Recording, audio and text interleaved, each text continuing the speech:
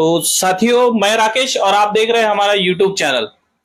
जैसा कि हम लोग आज तक आपको जिस तरह से इस देश की जो सच्ची खबरें हैं, जो बहुजनों की खबरें हैं, वो हमेशा आपको दिखाने के प्रयास करते हैं। और इस देश में शायद मुद्दा कोई भी हो, लेकिन जो बहुजनों के लिए जो जरूरी है, उन्हीं मुद्दों को हम आप तक लेके आते हैं।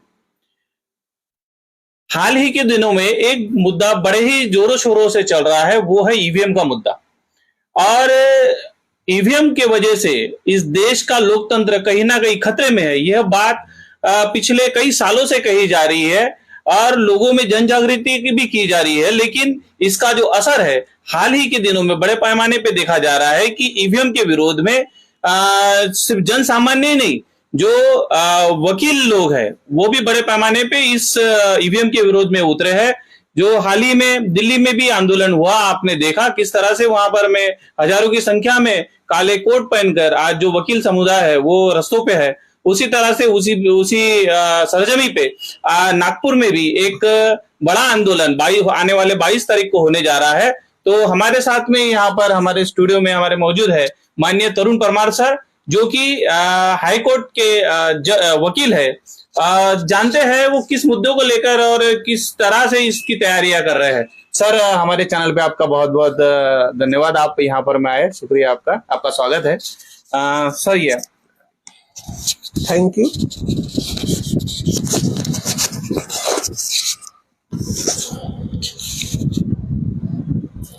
तो सर, जैसा कि आपको भी पता है कि किस तरह से देश में जो ईवीएम के ऊपर में लोगों का भरोसा उठा हुआ है। लोग चाहते हैं कि जो बैलेट पेपर से ही चुनाव होना चाहिए, जिस तरह से अन्य देशों में भी जो चुनाव है वो बैलेट पेपर से ही होते हैं। इतने विकसित देशों में भी ईवीएम का उन्होंने नकार दिया है। सर, आप क्या कहना चाहते हैं? हमारे जो नागपुर के अधिवक्ता है, हम लोगों ने अभी अधिवक्ता लोगों ने एक निर्णय लिया है कि हम ईवीएम के खिलाफ एक नागपुर शहर में, जो कि नागपुर शहर एक सेंट्रल प्लेस है पूरे इंडिया का, भारत का, जहाँ 0 माइल्स भी है, यहाँ से हम एक जन आंदोलन शुरू कर रहे हैं। और ईवीएम जो है उसे हटाकर मतपत्र लाकर आने वाले सभी चुनाव मतपत्रों से होना चाहिए, ये हमारी डिमांड है। हम अधिवक्ताओं ने अभी सभी जो बाकी जो अपने नागरिक हैं उनको भी आह्वान देते हुए कल हमने शुरुआत कर रहे हैं। 22 जनवरी को 12 बजे एक मार्च निकालेंगे, जो हमारा जिला और सत्र न्यायालय है सिविल लाइंस में, वहां से लेके तो संविधान चौक तक ये मार्च निकलेगा। जहां तक मतपत्रों का सवाल है, ईवीएम का सवाल है, ईवीएम के हैक होता है नहीं होता है, हमारा वो मुद्दा ही नहीं है। हमारा ये है कि मतपत्र से चुनाव होना चाहिए, जिससे हमें पता चले कि हमारा मत जो है वो हम जिसके ऊपर एक कि हम डिस्टर्ब होगा।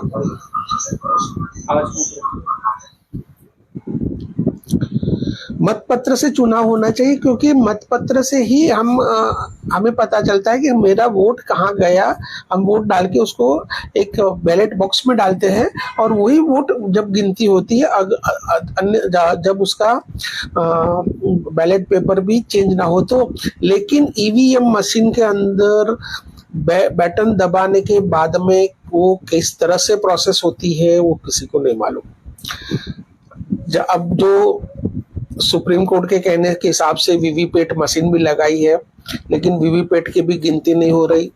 और उसके ऊपर जो ट्रांसपेरेंट ग्लास था, वो ट्रांसपेरेंट ग्लास हटाकर अभी वहां पे ब्लैक ग्लास लगाया गया है। वो भी 2017 से इस तरह की भी एक साजिश की गई है। और उसके ऊपर भी ये है कि वो ट्रांसपेरेंट ग्लास लगाने से क्या, अरे ब्लैक ग्लास लगाने से क्या होता है, जब आप बटन दबाते हो उसके बाद में वो 7 सेकंड के लिए जब अंदर की लाइट जलती है तभी आपको वो पर्ची दिखती है। वो पर्ची कट के नीचे गिर रही है या नहीं वो आपको नहीं मालूम, मतलब उसमें भी फ्रॉड होने का पूरा संभव है।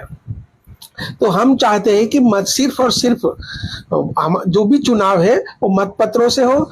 हमारा किसी भी पॉलिटिकल पार्टी से, किसी से भी नहीं, हमारा है कि जो भी चुनाव हो वो फ्री, फेयर एंड ट्रांसपेरेंट हो। और इसका कुछ इसके बारे में इवन भारतीय जनता पार्टी के नेता श्री जीवीएल नरसिम्हा राव ने भी 2009 में एक पुस्तक लिखी थी। उसमें उन्होंने भी इलेक्ट्रॉनिक वोटिंग मशीन के ऊपर प्रश्न चिन्ह खड़ा किया था। उनके किताब का नाम था democracy at risk, can we trust our electronic voting machine, जिस पुस्तक का प्रस्तावना उस समय के तत्कालीन भारतीय जनता पार्टी के वरिष्ठ नेता श्री लाल कृष्ण आडवाणी जी ने की थी। तो यही है कि कोई भी पॉलिटिकल पार्टी को उसके ऊपर विश्वास नहीं है, और कोई भी पॉलिटिकल पार्टी को विश्वास नहीं है तो मतपत्रों से ही चुनाव होना चाहिए, ऐसा हमारा अधिवक्ताओं का और नागपुर की और भारत की पूरी जनता का मानना है। सर, मैं ऐसा पूछना चाहता हूँ कि बार बार इलेक्शन कमीशन ये कह रहा है कि हमारा पूरा तरीके से विश्वास ईवीएम मशीन पर है, फिर आप लोग क्यों इसका विरोध कर रहे हैं? देखिए, लोकतंत्र का मतलब ही ये है कि जहां नागरिक अगर चाहता है कि वह किस चुनाव किस पद्धति से हो तो वो उसी पद्धति से होना चाहिए, पहली बात है। दूसरी बात यह है कि वो सिर्फ बोल रहे हैं, वो किसी को भी मशीन हैंडओवर करने को तैयार नहीं है। तीसरी बात यह है कि जब चुनाव आयुक्त की नियुक्ति के लिए सुप्रीम कोर्ट ने अभी एक जजमेंट देकर ये बताया कि उसकी कमेटी के अंदर प्रधानमंत्री, विपक्ष का नेता और चीफ जस्टिस ऑफ इंडिया रहेंगे, तो उनको उस बात से क्या तकलीफ थी कि उन्होंने उसको चेंज करने के लिए पार्लियामेंट के अंदर कानून लाया और चीफ जस्टिस को हटाकर एक पॉलिटिकल पार्टी के एक मंत्री को बनाया। ये क्यों कर रहे हैं?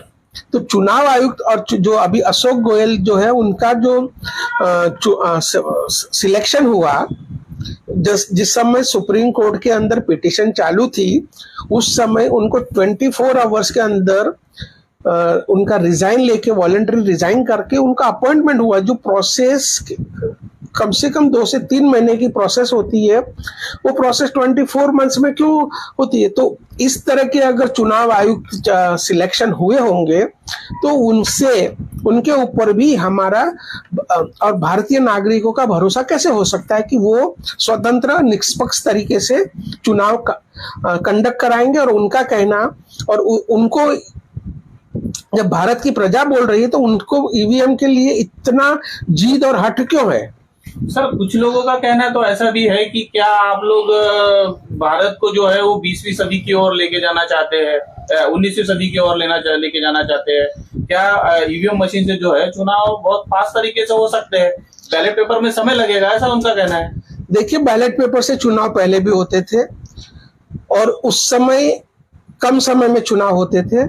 चुनाव होने के दूसरे दिन ही बैलेट मतपत्रों की गिनती होती थी।